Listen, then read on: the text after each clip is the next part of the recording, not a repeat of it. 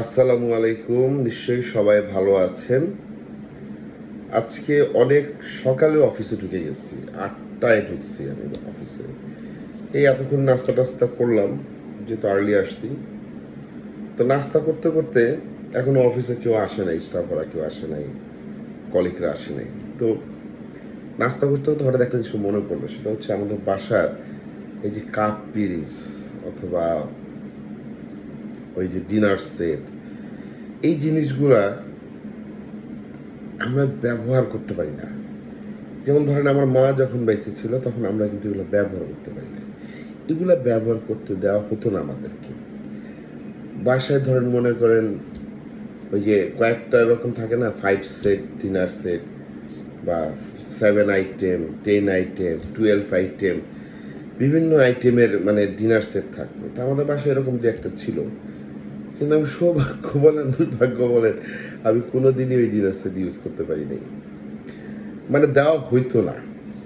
সেই মান্দাতার আমলের মেলামেনের প্লেট অথবা পুরনো কাঁচের প্লেট অথবা স্টিলের প্লেট, ওইগুলাতেই আমরা ভাই বোনরা খাইতাম।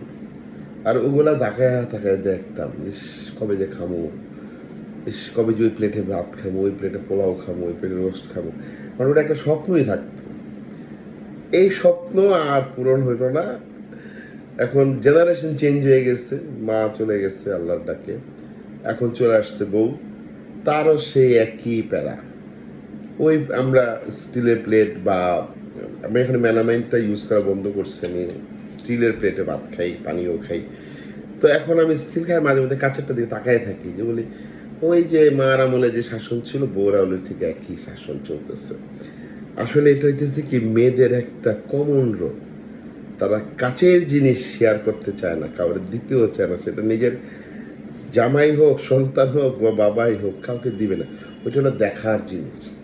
7 item dinner set, 6 item dinner set দেখবেন, আমরা দেখবো তাকায় তাকায়, আর খাবো হচ্ছে প্লাস্টিকের মেলামাইনের প্লেটে।